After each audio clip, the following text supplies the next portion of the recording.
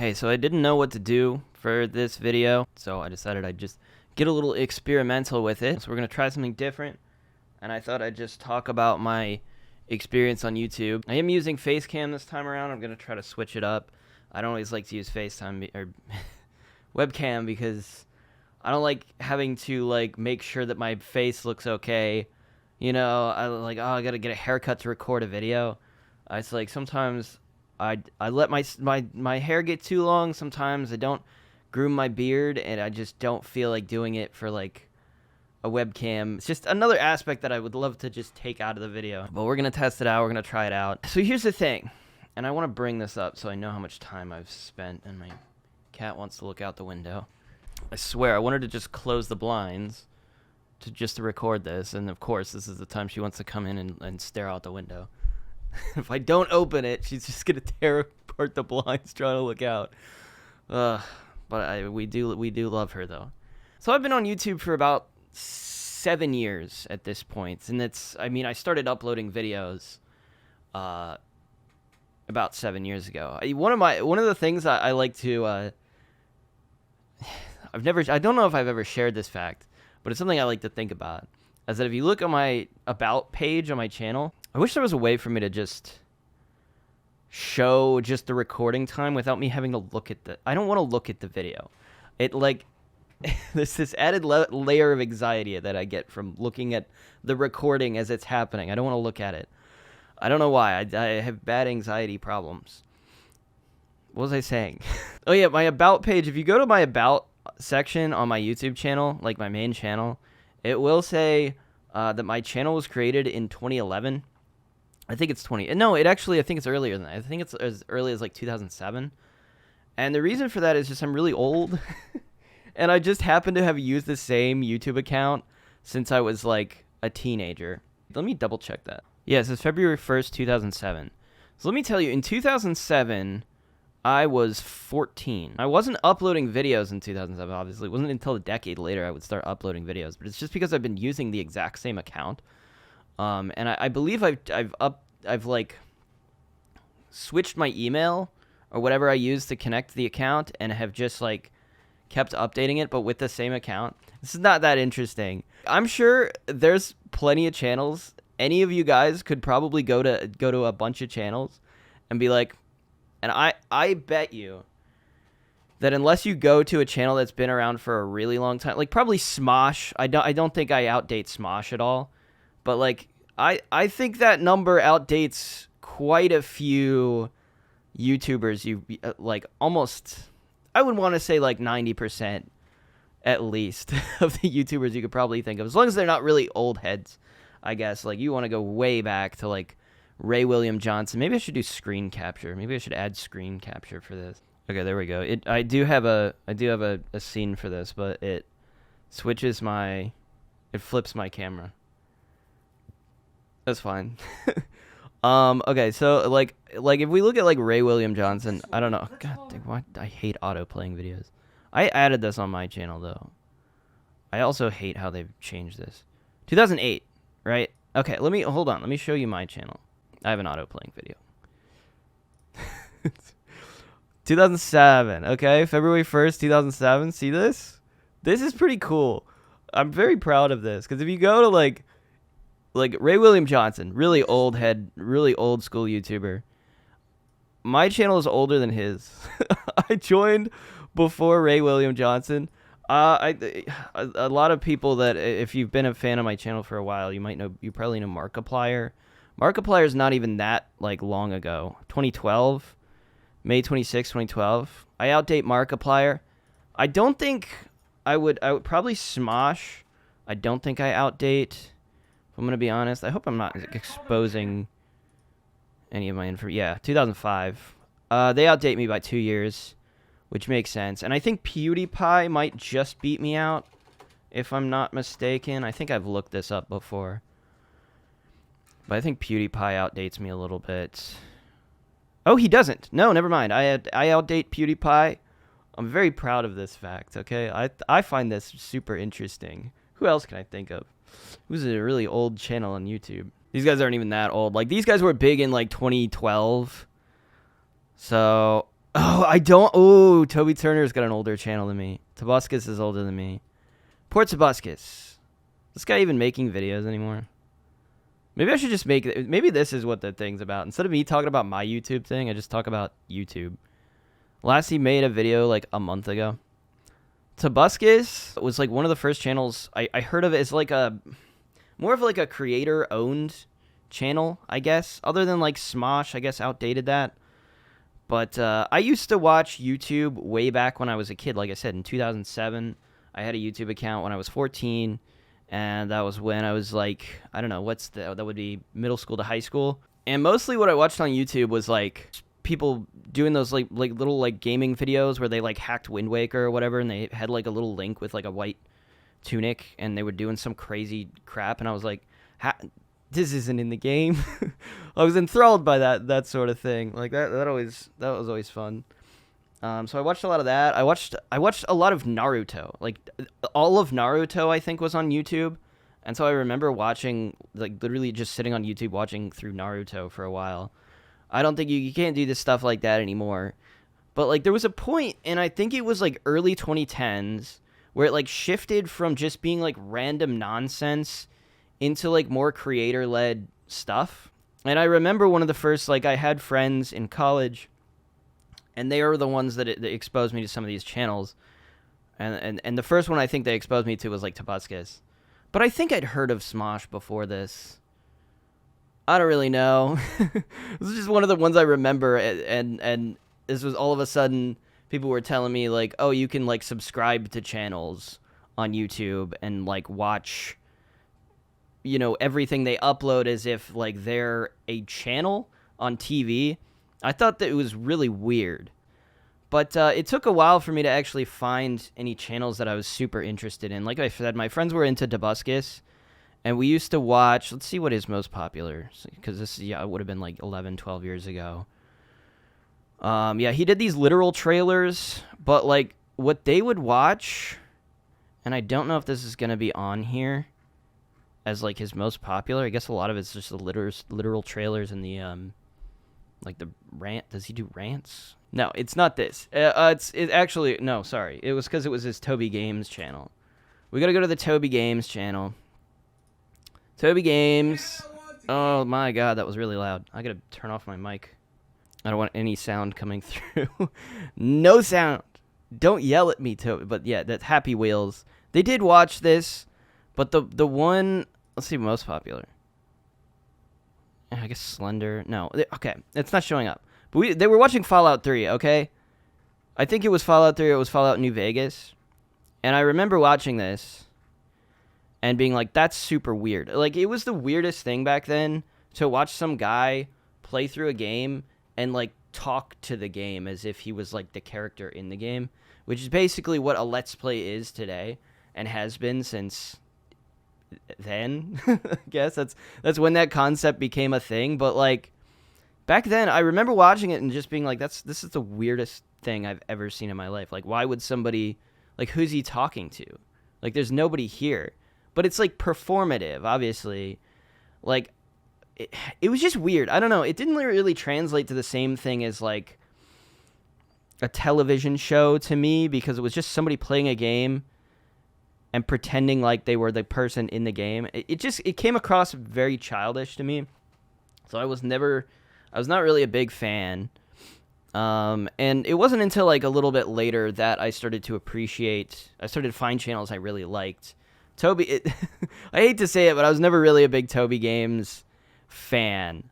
It's just because he was a little too cringe. Okay, I was a cool kid. All right, he was a little too cringe. But I will say I did like some of PewDiePie's videos. I think just because he was a little bit edgier, and I thought that was a little bit cooler. But I wasn't even crazy about PewDiePie, and it wasn't until... Oh, actually, oh gosh, let me bring this guy up, because this is gonna... I don't know how many people remember this guy. Cryotic. This guy I actually did watch a lot of. And I actually liked this guy's style, because instead of, like, trying to be this loud and, like... I don't like that style of comedy where it's just, I'm really loud, and that's funny. You know, it wasn't my thing. I liked this guy because he was a little weird. Oh, his channel's older than mine. Damn, that sucks. He beat me out. This is a game I play with every channel I find. Is your channel older than mine?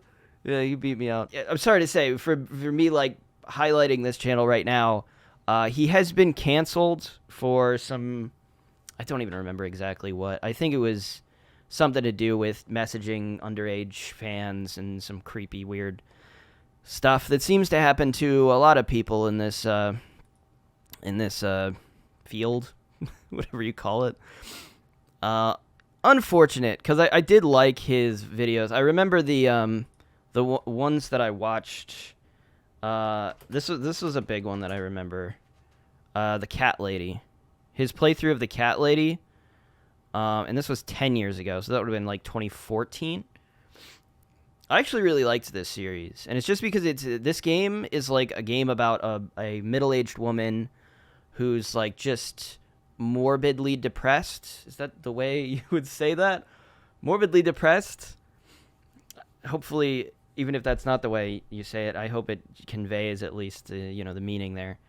And there's some really dark themes, so it's a very serious game, and it's not really a very funny topic. And so this is the thing, is that he will play through these games and he'll treat the serious subjects with a serious attitude. And I just really liked the vibe. It was very chill to sit through and watch this guy just sort of vibe and play these like games that were not things I typically would have known about. So I did like that for a while. But it wasn't until later that I would say I believe I discovered game theory, okay? And this was one of the first channels where I actually kind of liked it. I don't actually watch a lot of game theory content. I did watch his Goodbye Internet video. That's a whole topic in and of itself, I guess, is that he's quitting YouTube. I don't even know how to find this stuff. So if you go all the way to this oldest content... Oh, okay, so we don't have to go that far then. Yeah, he used to do just like this stuff, which obviously I haven't watched any of this stuff. That's not how I discovered. I'm not trying to claim that at all. But yeah, the one that I found was this one. Okay, and I don't know, I don't remember exactly how, but like this was really cool to me because this video is a video about the game Illusion of Gaia, which is a Super Nintendo game that I played as a kid. And this like really captured my imagination because I had never in my entire life ever heard anybody talk about Illusion of Gaia, even though it was a game that meant so much to me, a game that I really loved. It was like, at this time period, it was just crazy to see anybody talk about something like obscure like that. And so that, I believe I subscribed purely because of this video. Because I'm like, I've never seen, there's people making content about this like niche game that I don't think anybody has played but me. I was like, that's crazy. And I also just liked the concept of what he was doing. It was really interesting. But I think even before game theory, there was a channel called Game Trailers, and I need to point them out. And I don't know if I'm gonna be able to find. No, they've been. Oh gosh, they're still at it. They're still uploading game trailers constantly. Okay, wait. No, here we go. Pop Fiction, this series. Okay, this was 9 years ago, apparently. Let me just search Pop Fiction on their channel and see what I can find. Here's the playlist. Because I want to see how old some of these are. What's like the oldest video? It's 11 years ago, so 2013.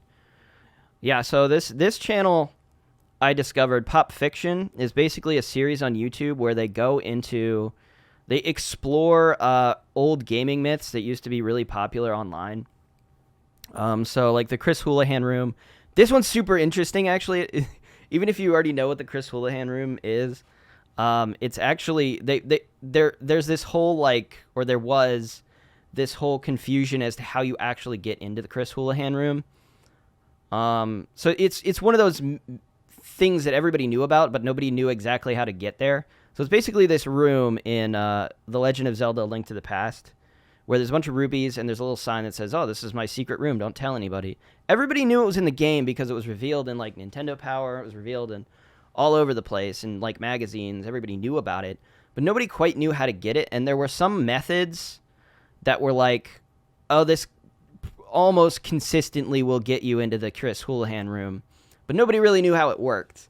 And so they were trying to like figure out how it worked. And it turned out that the way it works is it's like an error room. Like if you enter enter some doorway or some entrance in a way where the game doesn't know where to put you, it will put you in the Chris Houlihan room. It's like a debug room. It's really interesting stuff. Anyways, but this is the kind of stuff I loved because I used to read so much of these gaming like myths and stuff online. These used to be all over the place. These Mew under the truck. How do you get Mew? Huge, right? Master of Hands. How do you play as Master Hand? There was a bunch of Smash Brothers ones I remember. Yeah, El Israel. I don't know. There's the Bigfoot in GTA. Like this stuff was peak content back then. Okay, this was like made for me. And I think from pop fiction, I actually discovered pop fiction and like game theory around the same time. And I felt like the content was kind of similar, so I was watching both of them. And yeah, it was a good time to be me. I was really invested in video game content because it wasn't something I really got to see a lot of at that time. I mean, like I said, like I think the only other gaming content that really existed other than like magazines where you'd get like a specific subscription to like whatever you were interested in, you know, like PC gaming, Nintendo Power, PlayStation Magazine, you know, you had those avenues, but like television didn't really talk about video games. Although I will say, when my parents got a DVR, we somehow got like the extra channels and we got to keep them for longer than we were supposed to. So we got like a trial period, and then like when that trial period ran out, the channels didn't go away. So we just got to keep them, and we didn't know why, but we were like, oh, we're not gonna go play. We're not gonna tell anybody. So we had like crazy cable. So I got to get G4 on TV. Now this was not like one of the main channels, so you had to like buy, an extra special cable package in order to get G4. It was in like the 200s, I think, in channels. But like on G4, they had all sorts of like nerd-related content, right? Games, movies, DVDs. So I had, there were two shows I watched the hell out of, which was X-Play and Attack of the Show. I'm like super nostalgic for them now. And I really miss that era of video games. I think that was when that was peak video games, and then into like this era of like the YouTube landscape. I think it was when video games were awesome. When I don't know, nerd culture was just cool, and now it's just kind of like whatever. Everybody, it's as mainstream as humanly possible, you know. So it's less interesting. There's less mystery to it. It's now more affordable, at least for me, to like be able to buy any game. So it's less like, oh, there's this new game coming out. You know, you see a trailer for like BioShock, and it's like, holy crap, this game looks crazy. Like, what is this game even about? You know, and it's just it's new, it's interesting, it's exciting. And I feel like I haven't felt that way in a very long time about video games. That's why I'm very nostalgic for like the 2000s, and less so leaving the 2000s, I guess, into like from like 2015 onwards. I feel like it's kind of been like, I don't care as much anymore. Yeah, so like G4 X-Play was just it was Adam Sessler, Morgan Webb, and they would review video games, and then you do a bunch of skits related to video games, and like that was weird and crazy that anybody was doing that. Like nobody, that was not on television until G4 put it on television. They're like, oh, people will watch this, and I did. Attack of the Show was great too. They did a lot of skits. They did a lot of just like traveling around.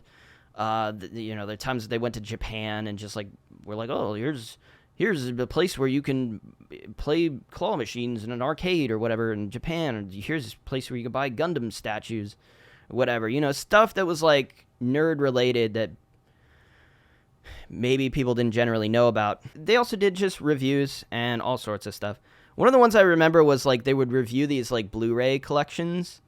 They had a guy who would come in and be like, look at this Blu-ray thing. And I remember one specific one, which was just like the Evil Dead. There was an Evil Dead collection that was made after like the book of, is it the Necronomicon? It's like something like that from those movies. And it was just a really crazy looking design. And I'm like, oh, this is cool. 'Cause that was the day, that was back when like physical media collecting was like cool. It's not cool anymore. It's not, but it was cool back then. Although I will say I think it's making a comeback just because streaming services are becoming more and more ass lately. Now you have to have like 20 stream, like you can't even, even if you have like 3 streaming services, you can't even find what you want to watch. You have to like search for a different streaming service. It's just irritating. And it's actually much easier, I think, now. Sometimes you can't even find it on streaming. So I think it's just much easier now if you just like buy stuff on physical media, like just have the Blu-ray. So I think it's going to make a comeback now that streaming is turned to garbage. But anyways, this is a video, I guess, about YouTube. So somewhere from pop fiction into game theory, I discovered The Completionist.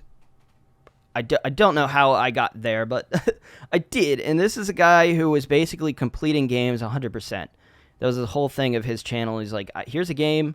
I'm going to do absolutely everything in that game, get 100% completion, and tell you what that's like. And I'm like, that's really interesting content because I've never seen anybody do that before either. You know, I've never seen somebody that like is going to do everything possible. And I thought that was interesting. It actually inspired me to complete games more so. And this guy recently also got canceled. Feel kind of bad about him. I feel kind of bad about it, I guess, just because I don't want to get into that whole thing. But I don't know. I don't feel like he's... I feel like he shouldn't do... Let's just say, I feel like he shouldn't do charity events anymore. But I don't feel like he's like... Oh, the type of guy that we just like don't ever want to see on YouTube ever again. You know what I mean? I feel like he can come back and just make videos, but like, yeah, you probably shouldn't do it like a charity event again. Yeah, that's my take on it. You can see my searches on here. Are any of these cringe? Not really. No. Let's show my searches. I could go through my subscriptions. What are we at? Half an hour about. Well, I want to talk about one more thing here, because I believe from The Completionist, I discovered Game Grumps. Okay? I discovered the Game Grumps channel about 11 years ago as well, and this became my absolute favorite thing on YouTube. And it was different because this was like, you know, it was the Let's Play era of YouTube. But like, the thing was, I found a lot of the other Let's Players kind of cringe. PewDiePie, like, keep in mind, okay, like, the Let's Play era was, what, 2013, 2012?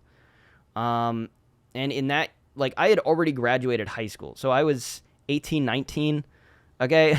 I was a full-blown adult when that era was going on, so, like, it was kind of lame to me. You know, it's just a bunch of people, like, screaming and begging for attention, like, look at how funny I am, I'm screaming random phrases. Like, don't make any sense, and that's funny, I guess. That's how I took a lot of Let's Plays. But I really liked Game Grumps. I discovered this channel, and I was like, oh, I like this. I get this. This speaks to me. And I think it's just because, like, these two guys, first of all, I find them funny. I don't find them fake at all. JonTron, Ego Raptor. I found them genuine. Like, I found the way they were reacting to be very genuine. They're just two guys hanging out in, like, the basement, just playing retro games. And I'm like, I love this vibe. I love their sense of humor really vibes with me. And this series just, like, I don't know. It was my favorite thing on YouTube for a very long time. To the point where whenever I would feel bad, I know this is kind of a cheesy thing. People say, man, you saved my life. I'm not going to say they saved my life. But, you know, basically anytime I was in, like, a bad mood, I would always return and just start from episode 1 of Game Grumps and just rewatch the thing. Like, it was that feel good for me that it would, like, pull me out of, like, a, you know, if I was in just a depressed, bad mood state. And I could, you know, I could honestly make a whole podcast just about Game Grumps. Just because I was so obsessed with this channel. One of the things I want to point out is how they don't have Kirby Superstar 1 anymore.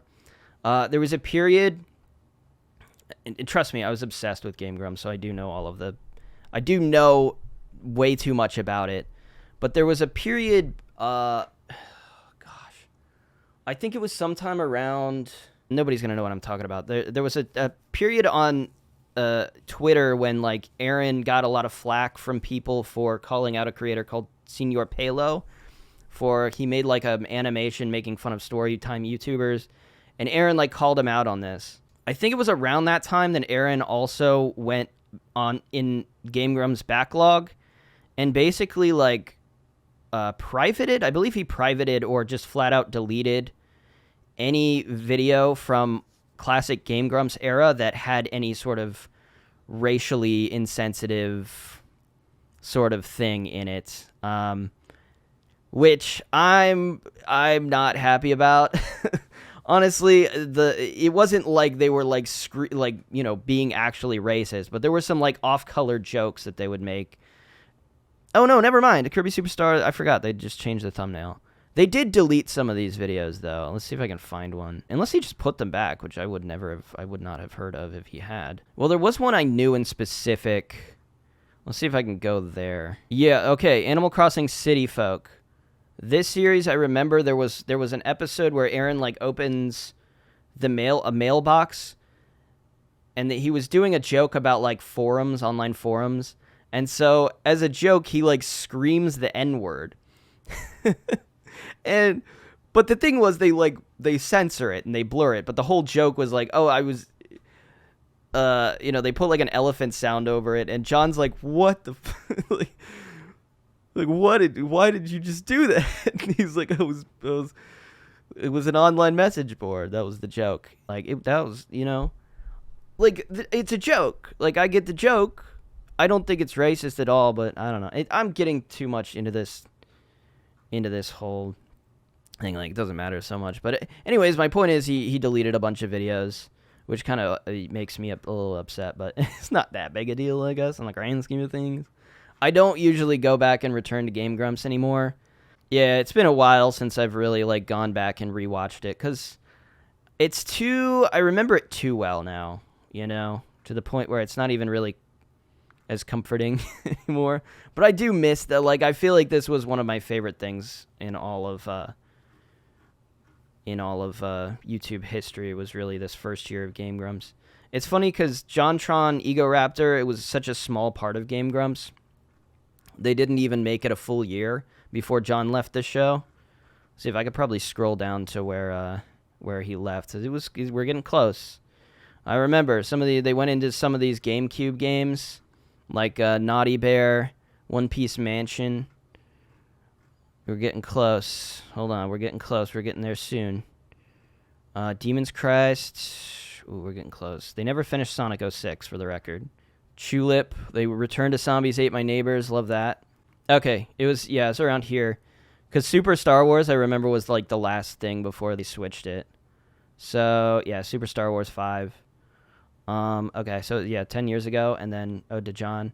And then they just, like, I don't know. I didn't follow Game Grumps after this. I didn't like the change. I don't want to get into too much detail, dredge up, like, old... whatever, who cares? But it wasn't really my vibe, and so I kind of dipped after John left the show. But that does bring us to, and I mean, I could make a whole podcast just talking about Game Grumps, I guess, but it does bring us to, let's talk about JonTron. We got his channel. JonTron's a bit of a divisive figure nowadays. I still watch pretty much most of his videos. And I know YouTube doesn't, for some reason, keep track of that fact, but I literally watch every video he puts out. I love this dude, but he doesn't upload nearly enough. He used to do just gaming-related videos. Like, you'll see, like, how quickly we go back in time. It's, like, not that many videos that he puts out. And I believe it's just because he has, like, a really crazy work ethic. Some people will say that. Some people will say, well, he has actually a really bad work ethic because he doesn't upload anything ever. But, no, I think he tried to, like, he talked about this on the H3 podcast, which is one thing we can get to. We could get to that. He talks about how, basically, I'll find you the exact video. Yeah, it's this one, 6 years ago. He talks about how he basically just, like, tries to perfect the video. He'll, like, record something, and then he'll, like, try to make it as good as possible, and if it, like, at the end of it, it isn't up to his standard of quality, he will toss the video out, and he says he does this all the time, and that's why he doesn't upload. Part of the thing was like part of the reason JonTron supposedly left Game Grumps, although there's a lot of weird controversy around that, or a lot of mystery involved, I will say. But that was part of the reason people at least thought, or at least that was what he said was a reason as to why he left Game Grumps, was just because he was like, oh, I didn't have as much time to focus on making videos. And he continually uploads at basically the same rate since he left Game Grumps, so I don't think that's true at all.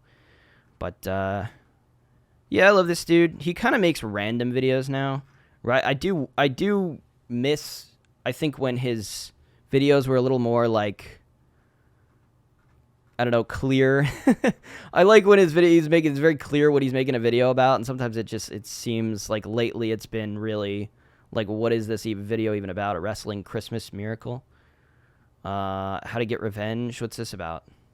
I don't know. I don't even know.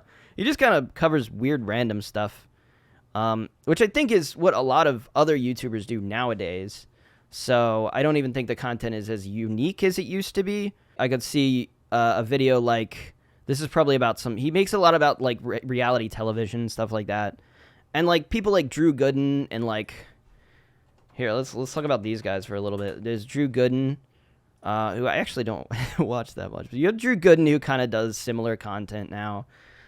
Scott Kramer. I will say these two people I always mix up. So Scott Kramer kind of does this sort of thing. I do watch every Scott Kramer video, I think. Yeah, see, this one actually shows that I've pretty much watched all of them. Love this dude. He said he made a saying goodbye video. He's not actually leaving. But I watch this guy's videos. I'm skipping ahead to more up to date stuff now at the moment. It's kind of funny. The other guy is Danny Gonzalez. These guys I feel like are kind of in a similar space where they kind of make similar stuff. I actually watch a lot of his stuff.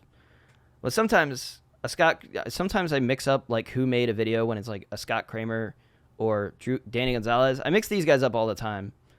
I'm like, oh yeah, that was a Scott Kramer video, and it was actually a Danny Gonzalez video. I don't know. I actually watch these guys though. These are like modern content that I watch. Anyway, from JonTron, Egoraptor. I guess I could talk a little bit about Egoraptor, because we're jumping back. Because the weird thing about Egoraptor was I actually didn't know when I started watching Game Grumps that I had actually seen this guy's videos before. Like his Metal Gear Solid video, Metal Gear Awesome. I had like watched it. I was like, oh my god, it's that guy. That's the guy. I've seen these videos before.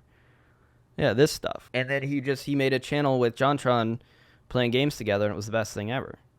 I don't even think he has. Oh no, he does. He does still have the Game Grumps trailer. That's epic. I didn't think he would still have that. He does. Yeah, but Egoraptor, I mean, very quickly after Game Grumps, he also kind of stopped making content. He made Poke Awesome 2, which I believe was that was the last, like, animation type thing, wasn't it? I believe that was, like, the last one. That was, like, just a straight-up animation. Then he did one last Sequelitis, which this one kind of... Sequelitis was pretty good. I liked Sequelitis a lot. Super Castlevania 4 and the Mega Man Classic, Castlevania 1 and 2. This is a good series. And this was exactly like the type of content I loved to watch at that time. It was people like deconstructing video games and talking about like what's better, what's worse about this sort of thing. And so Aaron did a series called Sequelitis, and he's got these 3 episodes, and then he did this one. The thing was, like, he had planned this. He talked all about this on Game Grumps as like his idea for what he wanted to do for this game.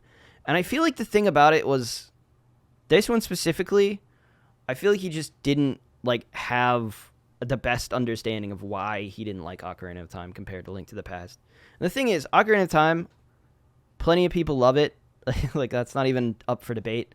Like, a lot of people love this game, and a lot of people love A Link to the Past. Like, I don't think he's played Ocarina of Time to the point where he understands it. I think it feels like, and he does an Ocarina of Time Let's Play on Game Grumps, and you can watch how, like, begrudgingly he plays this game and how much he just seems to hate it without, like, trying to understand it or even trying to like it. Like, I just don't feel like he has a good grasp of why he hates Ocarina of Time. I think I honestly feel like it's a little bit contrarianism going into it, and I feel like some of the stuff he puts into this are just like not good ideas. I mean, I haven't watched this video in a really long time, but one of the things I remember him talking about was like he talked about how like there should be like somebody you have to guide through an area in the game similar to like Resident Evil 4's Ashley, at least at the time, and now it's been done much better. You know, you have like Last of Us and stuff like that. It's much better. But like that sort of mechanic was not very well liked at the time, so it was often a very annoying mechanic, was when you have a character in the game that you have to like keep alive, but you don't have any control over them except to like issue commands like follow me, wait, you know, stuff like that. It's just an annoying concept. That was one of the things he said like would be good, which I thought was a bad idea. There was one time he was talking about there's this metal thing that spins around a platform, and he was talking about how it's bad, but then he also in a later point in the video talked about how they should put it here because it would make a platforming challenge more difficult. I don't know. Maybe I should like rewatch this video and like I could make a full podcast about that if I felt like it. So maybe I'll do that in the future. I don't know. But like I just remember not really liking that one, thinking it was kind of like not as good. But that was kind of the general response that he got from people.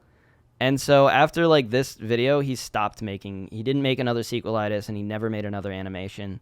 He just stopped doing this stuff altogether. He obviously made this Star Bomb, which was basically him and Dan Avidan, who's the other guy on Game Grumps, Ninja Sex Party. I believe they made like 3 albums about just video games, just video game parodies. It wasn't really my thing. It was a little too like, I don't know, at the time it was getting old. I don't know. It had been a few years since I started watching video game related content on YouTube, and I was like, okay, I've seen all of these like Dorkly videos, man. I don't like them. I'm not a big fan of the Dorkly videos, and it was too much like Dorkly adjacent, so I was like, not my thing. Yeah, I don't know. From Game Grumps, what else can we talk about? There's the rest of Normal Boots, which I did watch a fair bit of Normal Boots. Obviously this is Normal Boots channel, but I'd have to go to the website to actually discuss these people. I watched a video about like covering Normal Boots a while back. And there's been a few people that have been a part of Normal Boots in the past, and I did watch a lot of these guys. So obviously just Pro Jared. He got into a whole scandal a while back. I'm not gonna get into that whole thing. That's a whole other discussion. There's Peanut Butter Gamer, who I liked, but I feel like he kind of makes a lot of the same video over and over, you know? So it's like, yeah, I liked some of his videos, but I feel like even if now I click on a PBG video, it's like the same video. I feel like I've already seen it. You know what I mean? Not to insult him or anything, but I just haven't watched him in a while. Completionist I really stopped watching for a while, mostly because I felt like if I didn't beat the game myself, like I felt like the videos were obviously very spoiler heavy. So it was like I just didn't want to like spoil myself on a game, and so I'd be like, "Oh, I'll watch this later when I've played the game myself." And then I never ended up doing that. I never ended up watching the video, but he was always like get his video out so early. Like he would get an early review copy, and then you would get this video of him 100%ing a game that like literally came out today. And it's just like, bro, I can't watch this. I haven't even played the game. And it's like, oh, well, there's a part in the video where you can click to skip the spoilers. And it's like, yeah, but that's like half the video I have to skip. It's like, what's even the point of watching the video at that point? And it's like, I can't even guarantee that I'm not going to be spoiled on it at least a little, you know? So that's why I didn't really watch the completion. I do like Pro Jared's videos. I did like his videos, but after he kind of went through his whole cancellation on YouTube, he kind of like disappeared for a while. He made like a gameplay channel, and then he came back to it kind of just kept making the same videos as if he never left, but there was like a several year gap. Like he was doing a Final Fantasy retrospective, kind of just kept doing that, and I was like, well, I'm not as interested in this as I was maybe back then. Who else is here? I mean, we see Barry Kramer. Barry Kramer was the editor from Game Grumps for a while. It's kind of his rise to popularity. He was just John's friend, and he just edited for them. And then people, like, he became a character on the channel because they would basically, like, say, like, Barry, put a spinning funny burger on the screen. And then he would put a spinning funny burger on the screen. So he became, like, a character in Game Grumps. And then from there, he just, like, I think it was after John left that he actually finally, like, showed up as a actual person. I think we'd seen his face. I think they showed his face before. But, like, he hadn't talked on the channel before until after John left. After that, he kind of just, like, you know, made a little bit of his own career on YouTube, a little bit. I think he streamed a little bit. I think he made his own channel where he talked about games. He did some video game essays. And I think he left. I think he just left YouTube at a point. Just because I don't think it was really his thing. I don't think he wanted to really be the forefront of content. He just kind of, like, embraced it for that time period. So this guy, I actually know who this is. This is actually Shane from Did You Know Gaming. I believe he created Did You Know Gaming, but I believe the channel itself is actually run by a team now, I'm pretty sure. He's got several people. But he was, at a point, kind of the face of Did You Know Gaming, while not actually being the face. But it's like every time... He would show up on collaborative things with a lot of the Normal Boots guys, like PBG's... This is something we can bring up. PBG's Hardcore... PBG Hardcore, Minecraft Hardcore. Do they show anybody in this? Herdier, Raspberry, Kramer. I want to just get, like, a screenshot of this, because it should show in the bottom of the screen. Yeah, there you go. Okay. Okay, Shane's not here. That's John Gerard. These two guys were in, like, they're just, I think, PBG's friend. I don't even know if they really had, like, YouTube. There's Mick Jones. And I forget the other guy's name. I don't actually know who this is. That's Barry. That's Barry Kramer. We already talked about him. He's Raspberry. So what is the other hardcore series? Because there were multiple. Yeah, they did. Oh gosh, they did so many of these. This is the Hardcore 7. I don't even know if I watched this. But I'm trying to find Shane in this. I guess it doesn't matter. Oh, I definitely watched this. I remember these profiles. I can identify these. So that's, again, PBG. This is Space Hamster. There was a time where Space Hamster and PBG were, like, living together. This is such random niche information. But Space Hamster was part of Hidden Block, which was kind of like almost a sister channel to Normal Boots. This was the space I was in on YouTube. Space Hamster... I don't know what to say about Space. He's just kind of a quirky guy. He makes gameplay related videos. I don't know what he's doing now. I don't know if I've seen a video from... Man, maybe I should look at those channels. I feel like what I might want to do in the future, once I put this out, is maybe make more specific videos about some of these guys. Like, I could do something exploring Hidden Block. I'm just trying to find... This might be... No, I think this is Youngtown. I was going to say, is this Shane? I think that's Youngtown. I think this is Barry Kramer. I think this is Youngtown. So a lot of Hidden Block guys in there. I'm just trying to find... Anyways, my point is that Shane was, like, identified as Did You Know Gaming in, like, this hardcore series. So he was kind of like the face of Did You Know Gaming, I guess. That's his face here in this very small... Do I look like a psychopath? This is the face I was looking for. That's him. Smooth McGroove. This is kind of fun to look at, huh? Let's see. I think this is Brutal. Is that his name? Brutal Moose? Brutal Moose? There's this girl. I remember her. I forget her name. That's Kid Icarus. I watched a lot of these guys, okay? Let's just say that. Oh, this is Dodger. There's Dodger. This is Youngtown, actually. 100% with the hat. Kind of iconic. That might be Brutal Moose, then. Who is that? Man, I'm just trying to guess. Because this is Brutal Moose. Right? Let's bring up Brutal Moose. I love this guy, by the way. Brutal Moose was also part of Hidden Block. But this guy's, I mean, he was going really strong for a while. I don't know if he's maybe dropped off a little bit, but he did some, yeah, these like food review things that he was doing were did really well for a while. Kitchen gadget reviews. He got millions of views. Maybe he's dropped off a bit. Thrifting, yeah. But yeah, love Brutal Moose, big fan. Kid Icarus, man, I want to save this for like another time where I maybe just cover like Hidden Block or whatever. I guess I want to move out of this. Who else did I watch? I mean, I could go over who I'm watching recently, but this is sort of my history. I guess there's Continue Show. I like to look at these guys. Again, if we do a normal boots thing, I will discuss these guys maybe in more detail. But one of the interesting things I find about this channel is that it literally has not changed at all since like way back in the day. Like their channel looks exactly the same. It's 3 guys on a couch.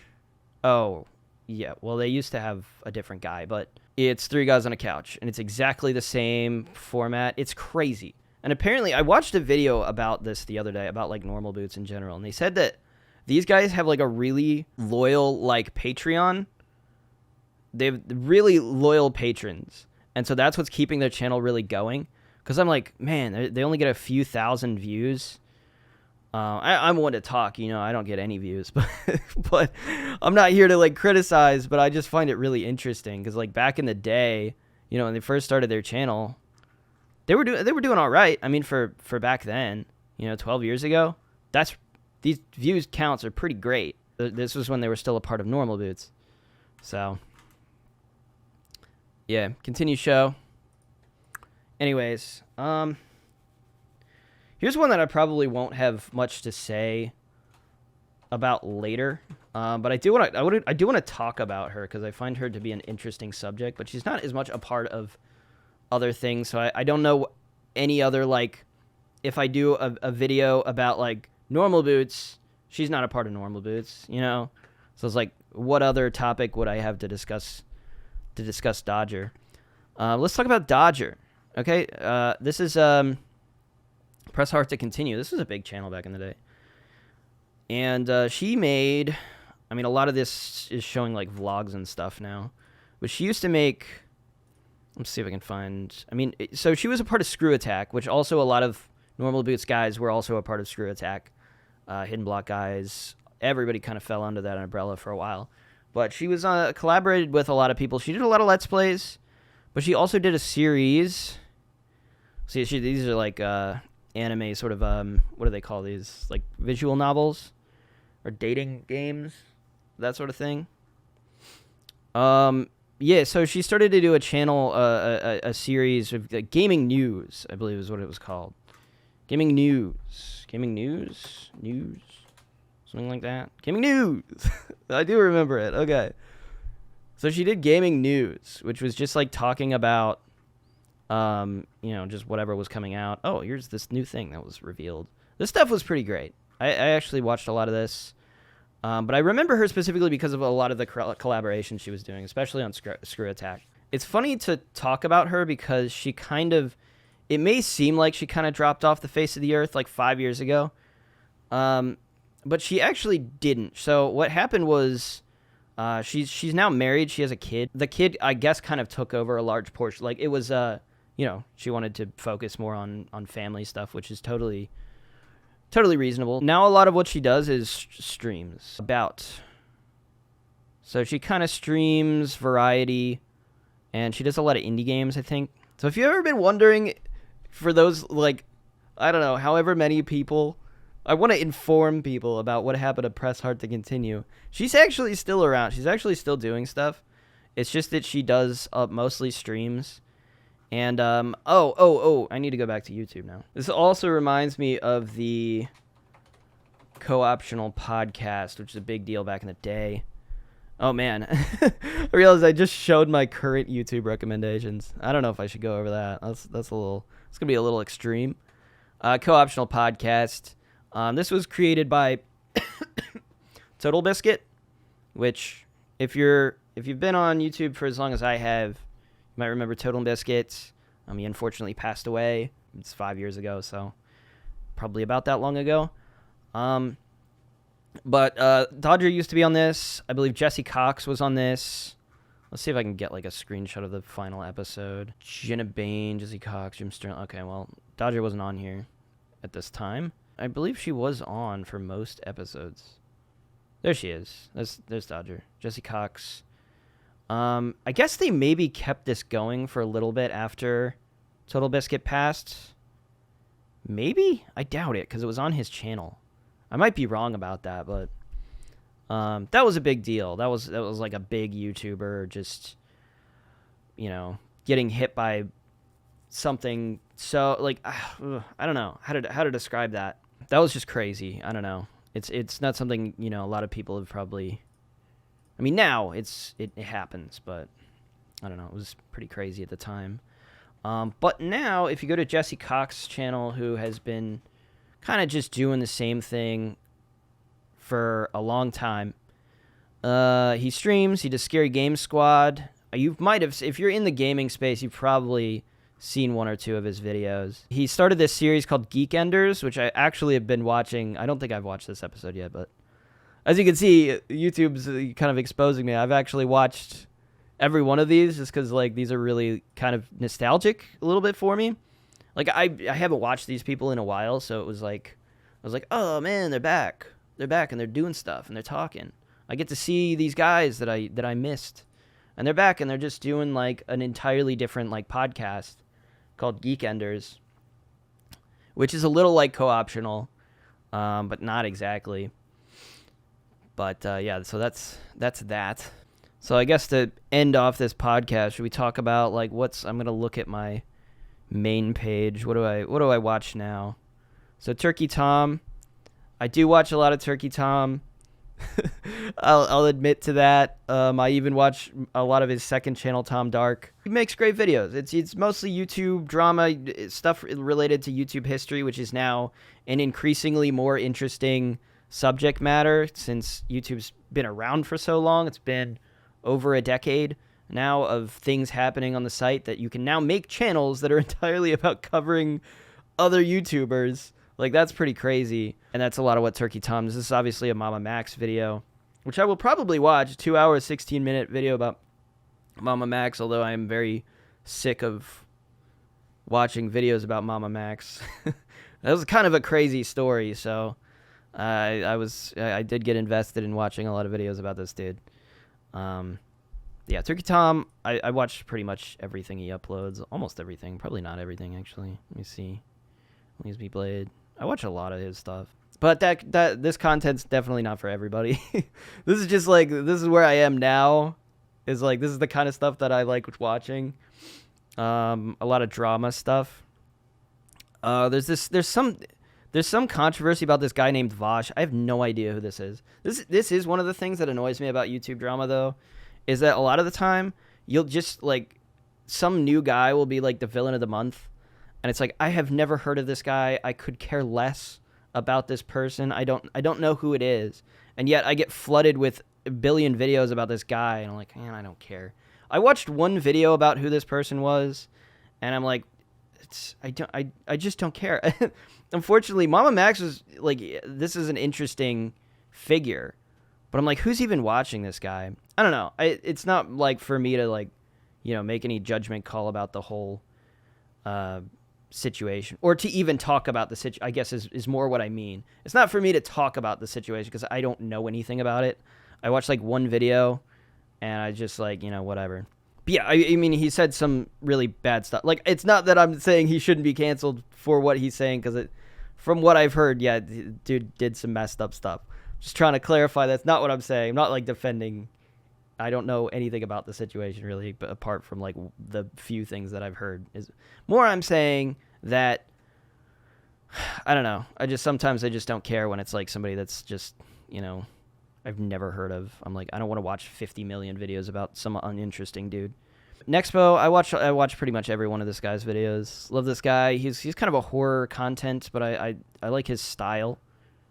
He's got a really good style. He did some videos about Pets Cup. I don't think I've watched these. But yeah, pretty good stuff. I do like horror content, especially in relation to like what do you call it? Analog horror is now a pretty popular thing, and this incorporates a lot of elements of like analog horror into it. I will probably watch this at some point. I haven't yet. I'm a big fan of Doctor Who, so I've been watching Doctor Who just because a lot of people have been making videos about it. This is Who Culture. There's literally an entire channel dedicated to just making videos about Doctor Who. Pretty wild, actually. Honestly, I don't think I watch all of these. Probably I watch some of them sometimes. Sometimes I watch this just because I like the show. I'm a big fan, but I wouldn't say I'm like crazy about the channel or anything. I don't know. It's just one of the things I watch. Geekenders.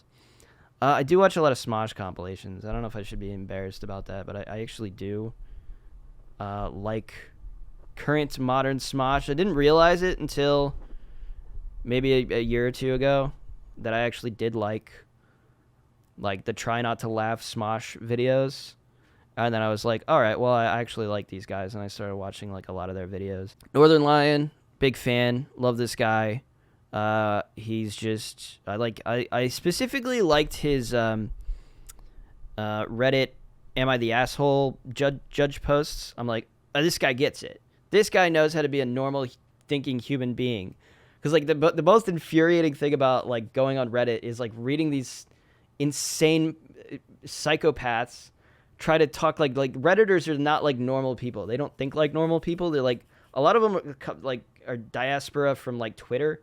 They're just like they think of things in extremes. Like that's all Twitter is, you know. And then they come to Reddit and they do the same thing. My theory is that when you get something to the front page of Reddit, like that's when you get the crazies. That's when the crazies like show up and flood the comments with like just the most insane takes possible. And I liked watching his stuff because I'm like, oh, this guy is like well adjusted. Like there's too many people on the internet that are just crazy and stupid, and it gets really irritating to watch stuff. You know, watch other stream. I think this is one of the few streamers I actually like. I try to watch some other streamers. I'm like, not really for me. I think the only other streamer I like is maybe Jerma.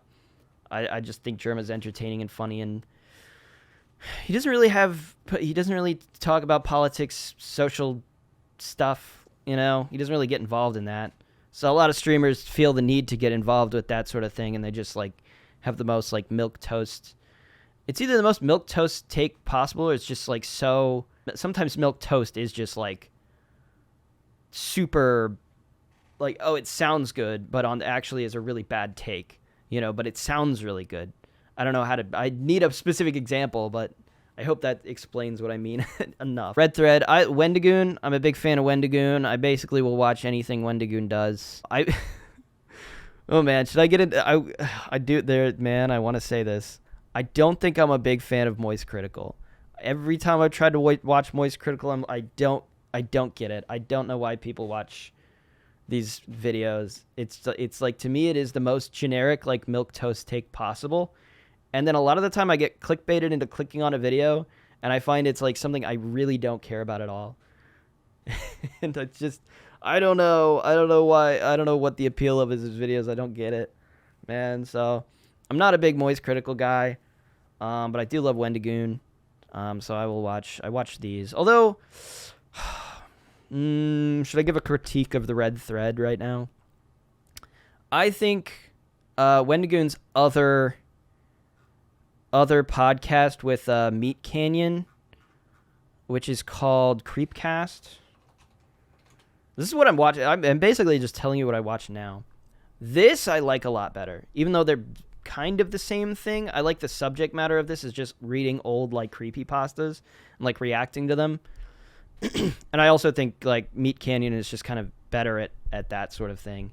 Whereas I do feel like Red Thread is the issue a little bit with Red Thread is I feel like a lot of it is just like they just kind of blandly read through the notes of like a story, and I don't like the reaction. I don't know. I don't find it as entertaining, unfortunately.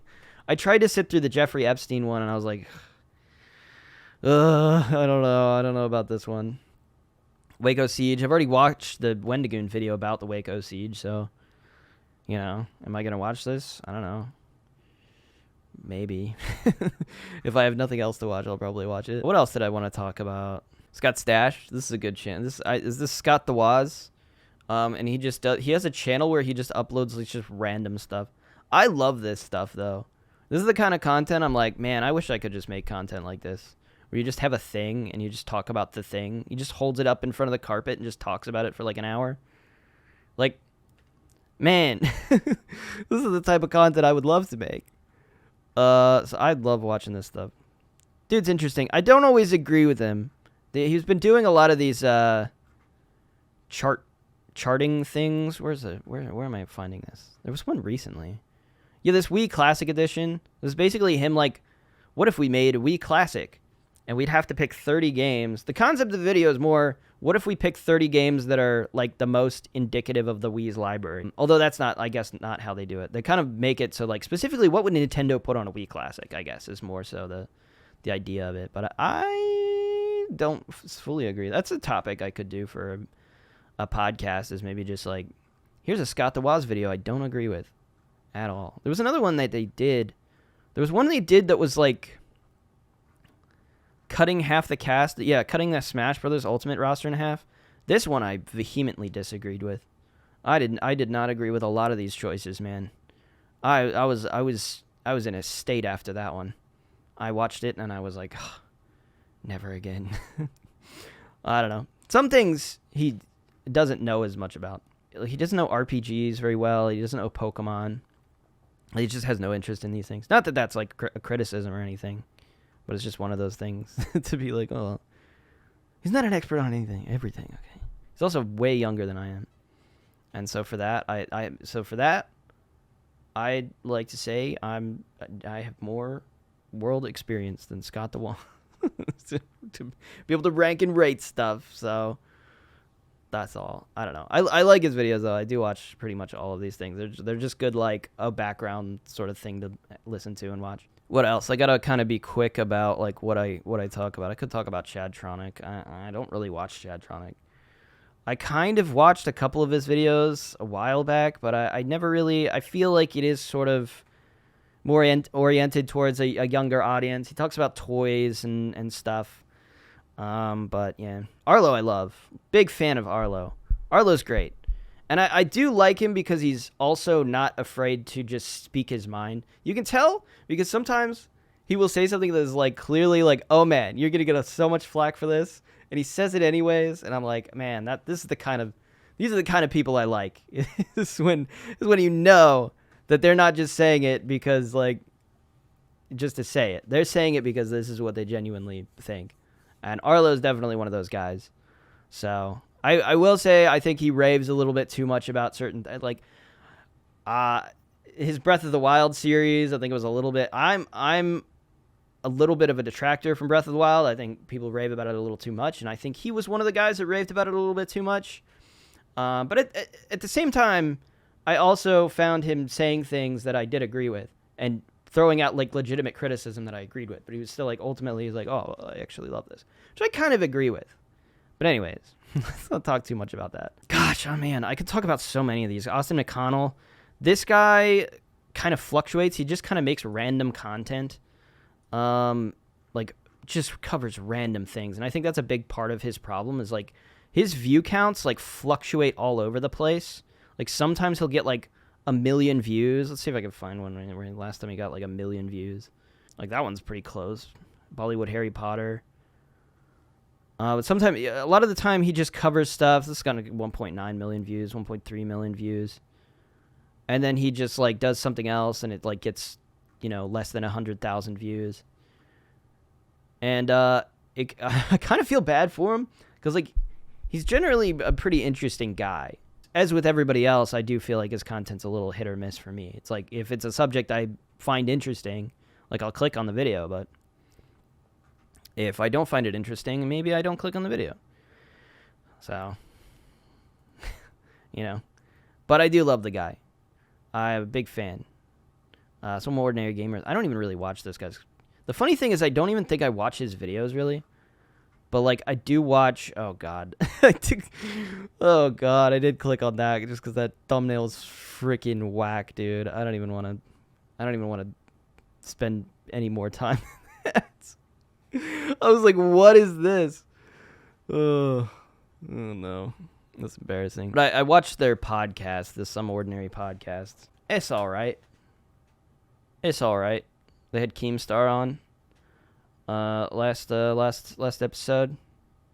This is gonna date the episode a little bit, or date my episode, but I guess that brings us to sort of the end of this. We'll just call it there for now. I could probably talk for like several hours about just YouTube. I could continue to talk more about YouTube history and like stuff that I watched, you know. We could go way back in time. We could talk about Smosh. We could talk about, I don't know. I don't even know that much about Smosh, honestly. I don't know that much about these guys. I didn't even talk about like Oni Plays. Oni Plays is a channel I watch. But like, yeah, if you like this video, I don't know. Let me know if like you want me to do more stuff like this. This is different. At this point, I'm just kind of like going to experiment a little bit more with this sort of podcast format. I guess we'll talk meta a little bit for a little bit here. I did upload 2 other episodes of this podcast. One was like, so I did the Percy Jackson, which like just got weird views. I was very worried that it was just going to be a one-off thing, and it did seem to be like kind of a one-off thing, because I uploaded Echo, and I'm like, okay, well, maybe people just don't care. Like, maybe I waited too long to put up the Echo episode. And then I put up another Percy Jackson, the 5 through 8. I feel like that also kind of got overlooked. You know, whatever. It's what happens on YouTube, you know. It's just how my experience with YouTube has been for ever. It's just like, you know, you put something up, and it either gets a billion views or it gets nothing. Like, that's just my experience with it. And it's really weird, and I don't know what to do about it, but I just tried to put stuff up and see what happens. But it's like, you know, can you understand, like, when I put up that Percy Jackson video, I'm like, I did not expect so many people to watch this. You know, it's like I put stuff up and like nobody watches it. And it's like I put that up and it gets like, you know, it got like over a few thousand views. I'm like, where are all these people coming from? Why did they click on this one video? I don't know. I really don't get it. YouTube is a weird place.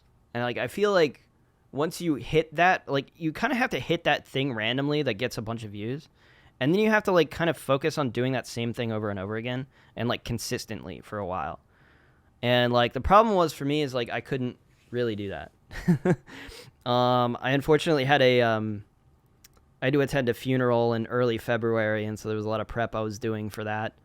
Not that I'm, you know, not that it's a great excuse or anything, but it's just like, I don't know, I wanted a break. I needed to take like a break, and it's just like, I could have pushed that a little bit and just try to like, oh, well, maybe I'll make more of these podcast type things because this one hit really hard.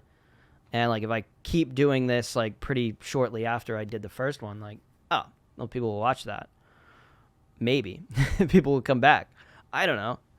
But yeah, that's the only thing I can say is like I waited way too long to like put that out. And that's a big problem for me, you know. There's the Animal Crossing series, which has been terrible. I mean, I like this series. Sometimes I have episodes where I'm like, oh, this episode sucks. But like overall, I don't even know if it's like good. I feel like there's long stretches of time where like maybe the series isn't that great. And then sometimes I put up an episode and I'm like, okay, this one I liked. I like this episode.